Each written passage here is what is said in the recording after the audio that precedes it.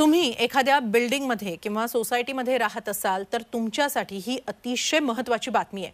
तुमची जागा कुणाच्या नावावर आहे, बिल्डरने तुम्हाला फसवू नये यासाठी डीम्ड कन्व्हेयन्स महत्त्वाचं आहे। तुमच्या बिल्डिंगची जागा कुणाच्या नावावर आहे? तुमचा बिल्डर तुम्हाला फसवतोय का? तुम्हाला अजून डीम्ड कन्व्हेयन्स मिळालेला नाही का? मग ही बातमी तुमच्याचसाठी आहे। डीम्ड कन्व्हेयन्स मिळवण्याबद्दल तुम्ही अजूनही गाफील असाल तर तुमच्यासाठी अत्यंत महत्त्वाचं असं आम्ही सांगतोय। बिल्डिंग बांधून ती रहिवाशांच्या ताब्यात दिली की ती जागा सोसायटीच्या नावावर करायची असते, पण अनेक बिल्डर्स हा डीम्ड कन्व्हेयन्स देत नाहीत।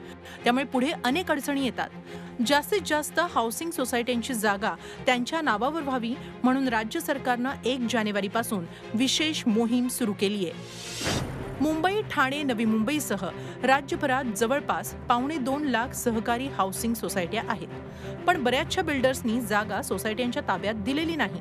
त्यामुळे बिल्डिंग रिडेव्हलपमेंटमध्ये अडचणी येतात। बिल्डरच्या परवानगीशिवाय रिडेव्हलपमेंट करता येत नाही।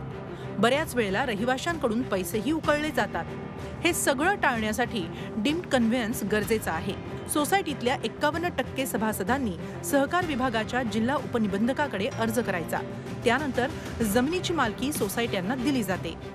हाऊसिंग फेडरेशन्स आहेत, या सगळ्यांनी या विषयामध्ये ॲक्टिव्हली लक्ष घालणं आणि या सोसायट्यांना सभासदांना मालकी हक्क प्राप्त करून देण्यासाठी हे मानवी हस्तांतरणाची ही जी मोहीम आहे ती यशस्वी करणं हा आपला मुद्दा आहे। गव्हर्नमेंटने ड्राईव्ह आता 15 दिवसासाठी स्पेशल ड्राईव्ह ठेवलेला आहे। प्रोसेसमध्ये काही बदल झालेले नाहीत, पण गृहनिर्माण संस्थांनी जास्तीत जास्त गृहनिर्माण संस्थांनी याचा फायदा घ्यावा, याचा उपयोग करून घ्यावा आणि जमीन जी आहे ती मालकी घ्यावी, हा शासनाचा चांगला उद्देश आहे। तुमच्या सोसायटीच्या डीम्ड कन्व्हेयन्स बद्दल वेळीच जागे व्हा।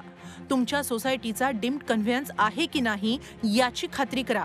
नसेल तर सरकारने तुमच्यासाठी सुरू केलेल्या या मोहिमेचा लगेचच फायदा घ्या। एखादी दुर्घटना घडल्यानंतर किंवा बिल्डिंगची रिडेव्हलपमेंटची वेळ आल्यानंतर धावाधाव करण्यापेक्षा आत्ताच जागे व्हा। Bureau report, Zee media, Mumbai.